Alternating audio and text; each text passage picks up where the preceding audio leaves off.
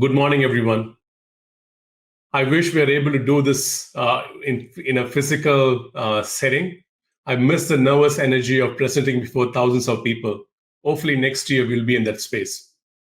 Over the next 20 minutes, I'm going to talk about some of the key mega trends that's going to create permanent changes on how we work, live, and behave in the future. And also talk about some of the leadership principles which will allow us to navigate this fast changing world. Crisis is not new to humans. Over the last several centuries, we have seen horrible crises. In every crisis, there has been some silver lining. We are able to learn something new and make a permanent change in our lives. Take the example of the Black Plague in the 14th century. 75 million people died. However, we are able to start focusing on stringent sanitary enforcement. World War II, millions of people again died. But post-World War, we were able to accelerate industrialization and brought billions of people outside of poverty. And if you look at financial crisis, again, millions of people lost their jobs and livelihoods. And government was slow to react early on, but they learned how to use massive economic bailouts to bring back the economy. So when COVID hit, even though it was a massive health crisis, governments have been able to use the playbook they learned during the financial crisis and make sure at least the economic fallout is not as bad it could have been. So each of the scenarios, be it in terms of societal resets, how we take risks, how we live, how we use technology, as well as in terms of regulatory reforms, we've seen permanent changes throughout each of these crises. COVID-19 is a bit unique. We saw convergence of permanent changes across these different dimensions. We all started living in this hyper-personal bubbles, and many families are struggling to even come back of the bubbles, even when the number of virus cases are lower. Using calculated risk-taking, we are also able to create new asset classes around Bitcoins and other areas. We were able to move to a hybrid cloud model after 200 years of working in industries and offices. We were able to use technology to accelerate change in the companies to bring in business resilience. Unfortunately, we also countries learned to go back to protectionism, and this could stay for a longer time than the current COVID crisis. And we want to understand how these different permanent changes are going to act on the mega trends. So we use the permanent change lens, and we looked at in one dimension is how much of the existing mega trends get accelerated. Second dimension is how wide the impact on people and markets. We are able to identify 5 key changes. One is climate change. Second is hybrid work, the future of work. Third is the concept of decentralization models in terms of economy, finances, and politics. Fourth is the move towards the bipolar world, with US and China being epicenter. And fifth is how we reimagine change and transformation in business. Let's look at each one of this in a bit of detail. Let's start with climate change. The new IPCC report, which came out in 2021, the summary starts with this. It is unequivocal that human influence warmed land, oceans, and atmosphere. The last 100 years of industrial development, even though it brought in massive change across the world, has been disastrous to the climate. The human ingenuity, imagination, and invention, if can be refocused on climate change, I think we can reverse it. COVID crisis was a good example of what is possible. In 2020, if somebody has told us that all of these cities are going to be empty in a matter of days, nobody would have believed. But in March 2020, when everything went into lockdown, the cities went empty. Even animals in the wilderness were looking to come back and take over their rightful place. And carbon emission went down quite dramatically. What took 8 years to create, in 1 year, we were able to reduce the carbon emissions. 2.3 trillion tons of carbon emission went down. Just US, the carbon emission went down by 12%, Europe by 11%. The polluted cities of North India were able to once again have clear skies, are able to see the Himalayas on the skyline. Very beautiful thing for them to see. All this was possible because of the lockdown, but other ways in which we are able to achieve that. There is a significant amount of focus across various stakeholders, be it the companies, the shareholders, or the employees and the citizens.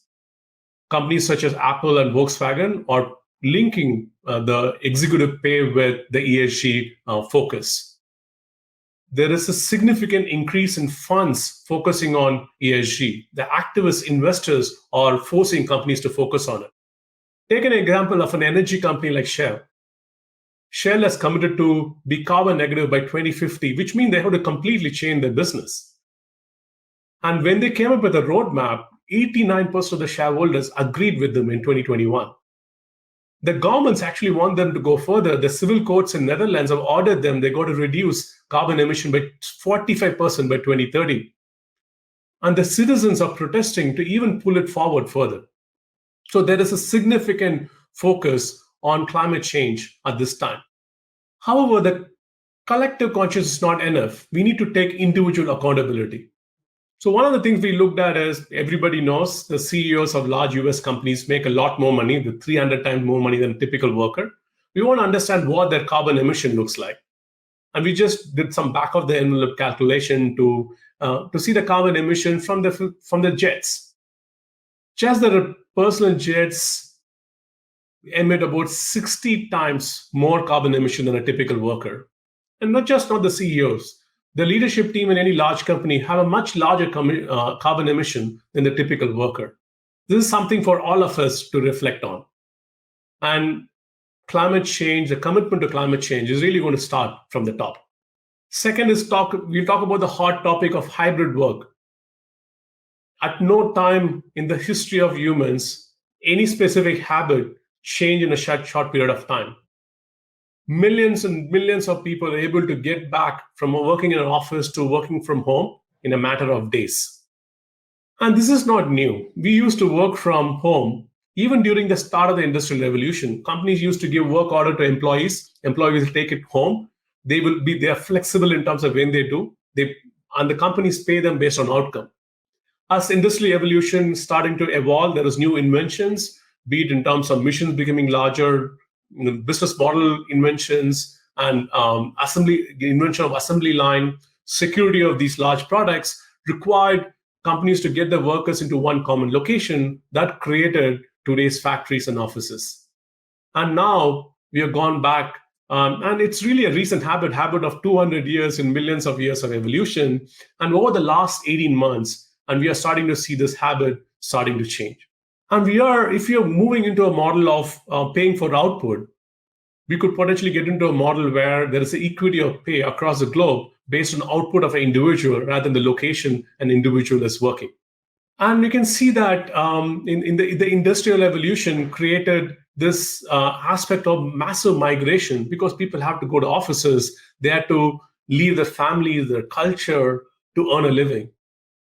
And it's been proven today that you don't have to do that. You don't have to make those choices. Take an example of this engineer in Kazakhstan, and focusing on working on AI for a Silicon Valley company, but but living with the family and in the culture in Kazakhstan. It also creates lots of local blue-collar worker to support such white-collar jobs in these locations, and reducing the number of such people moving into already heavily crowded countries. Just look at the Nobel Prize winners who created CRISPR.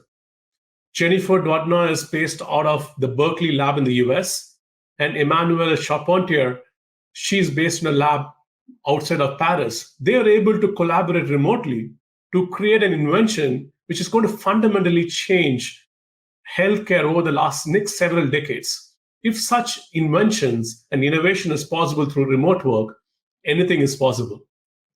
So even when CEOs of companies want employees to come back, employees are rightfully resisting.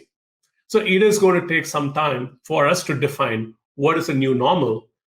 And it is important for leaders to be comfortable in the uncertainty of what a future of work really means. And it's important to look at it from a first principle perspective. Is your team able to be innovative and productive?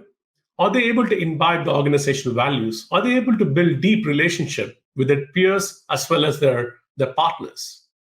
And look at the tools in your arsenal and see how do you now answer these questions. For example, now all meetings and all interaction in the organization is digitally persistent.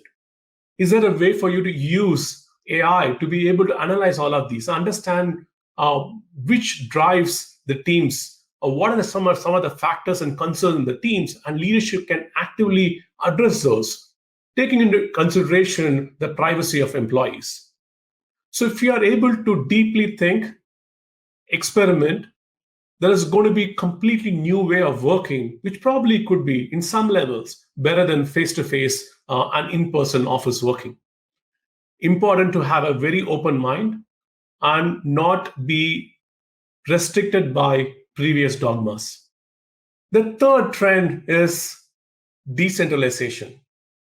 Over the last 18 months, we have been put to a lot of regulations and control at a city level, at a metro level, even at apartment complex level.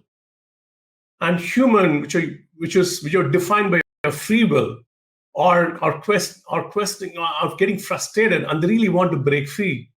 And decentralized model around technology, political and economic models will something humans will go towards in the future. The last 18 months, as I said, it's been a struggle. Everyone wants to control you. The government, you go into an apartment building, there are rules around COVID, and these rules keep changing every 6 months or every 1 month based on how the virus is evolving. Even how we communicate and express ourselves in social media is heavily controlled by one or two companies.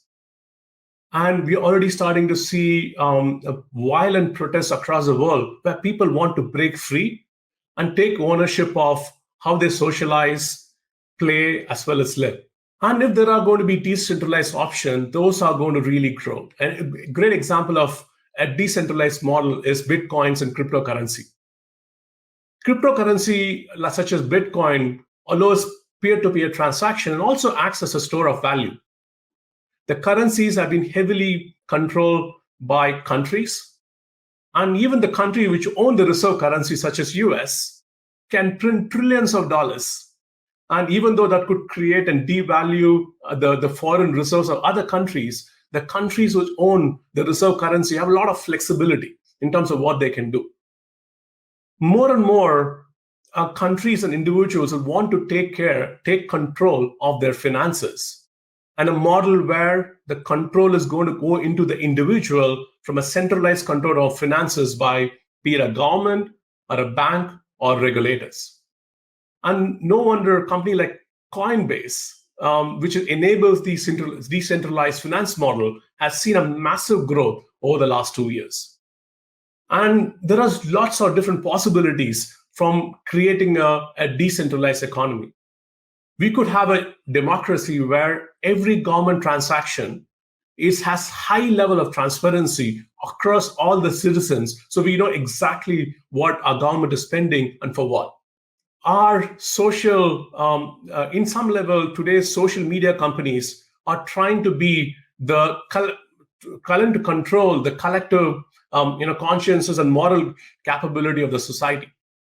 We would potentially go into a decentralized peer-to-peer based social network compared to a centralized social network.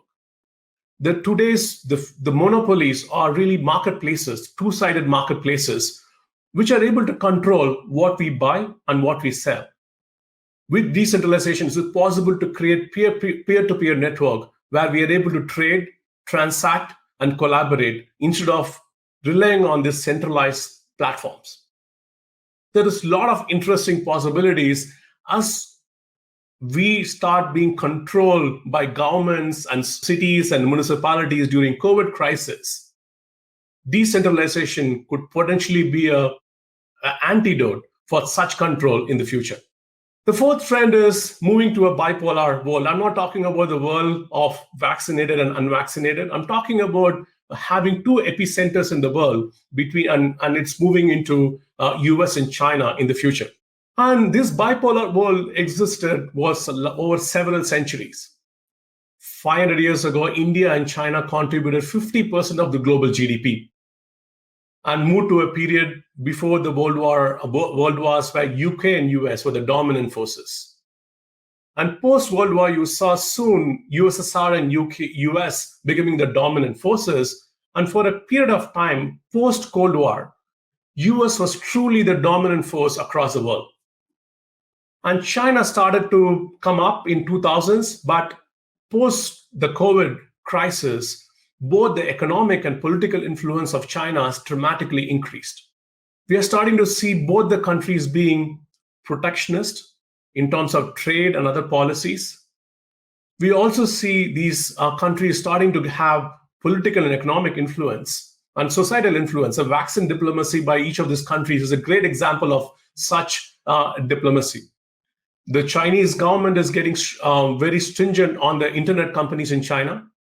And the US government wants their large manufacturing companies to create supply chain to be resilient without too much dependence on China. In fact, in areas like semiconductor, there is significant investment going in to decouple the economy with the Chinese semiconductor industry. And it is very clear the world is already in or soon move into a bipolar world with two epicenters with US and China. We believe it is a great opportunity for India, which is a natural ally to US and other Western countries. We have proved that India could be a great partner using the technology services industry, where we use our intellectual capital to export great products and services. There are thousands of global centers of excellence. There are the top 5 Indian IT companies are valued $360 billion. We have exported over 1 million engineers who are working in US in different technology roles, including CEOs of large companies. And we are in the process of creating a foundation to build a massive SaaS-based and enterprise software companies in India, which are selling into the US and Western world. So clearly, India has proven to be a natural ally to the Western world in technology. And if we are able to put our mind and focus, we could potentially be a great partner across various areas, be it in manufacturing, be it in pharmaceutical, be it in semiconductors, defense, and also an invention and innovation lab for all new technology areas. Semiconductor manufacturing, it's very, very critical for India. We have the design know-how already. With the right policy, government support, and infrastructure, we can truly build a strong manufacturing hub. Similar for sustainability, the fact that we come from a resource-constrained country, it's a natural capability of India to lead in sustainability and decarbonization-based R&D. So significant opportunity for us to take advantage of this bipolar world. And the final trend, and probably the most important one, is how organizations learn to change and transform quite rapidly compared to how they were used to pre-COVID. Let's take some examples. Let's take an example which is dear and near to us, the vaccination drive of large global centers of excellence over the last few months. A similar initiative in a pre-COVID time, just for the business case, would have taken several months. Once we have the business case, we have to get approval through multiple layers in the company. Your global team will come back and say, hey, why do we need a separate policy for India? We should have a common policy for across countries. Let's work on it. That probably will take several months, in fact, a year. Then your legal team will have concerns on liability for the company. Your tax team will come and say, hey, is it a benefit for the employee? Who takes the tax credit? Does it go to the employee or the company? Once you finalize all of that, you get an approval, you got to wait for the next budget year. You wait for the next budget year, the first thing you got to do is to update your HR systems so the HR system is able to support your vaccination drive. All this would have taken several years. But during the second wave of COVID, we were able to do this in a matter of weeks. So the organizational muscle to drive such change exists in companies. The COVID second wave helped us discover such muscles. And we step back and look at what is required to what made it possible. It's one is a common purpose, the sense of urgency, and the grassroots level empowerment of teams. And it's just not in terms of transformation in what we did in vaccination, but if you look at the Microsoft Teams product releases. Pre-COVID, they did 9 releases in a year. It increased 7 times to 63 in the last 1 year. Similarly, digital transformation across companies have accelerated. So if you are able to use this new muscle in organization we have discovered, we will be able to drive change and transformation quite rapidly across all the trends I talked about, be it climate change, hybrid work, decentralization, or taking advantage of the bipolar world. And not just that, but also apply it to how you expand into new markets, how you drive transformation in the company, and how you enhance the capability and create value for stakeholders across organizations. To be able to drive all of this is not easy. If you're a leader, especially in a remote work, it's tough. So what are some of the principles required to lead organizations and navigate them at speed? First is to remove any information arbitrage across your company. Everyone across the organization level should have similar information. Second, you got to build next generation operating models that will allow your organization to really move in speed. Third is for you to drive a massive skill transformation across the organization. And fourth is to over-communicate organizational purpose, especially in a remote scenario when people don't have the physical camaraderie of people. The common purpose is what leads individuals to excel in what they do. And also build entrepreneurial skills within your organization and create rapid collaboration, which allows teams to work together and also incentivize teams to be able to work together. Finally, as leaders, commit to environment, social, and governance factors, which will define your company going forward. Following these leadership principles, it's going to be very, very critical for you to succeed. If you are able to discover such leaders in your organization, groom them and grow them, and they are going to be the competitive differentiator for the organization in the future. Thank you.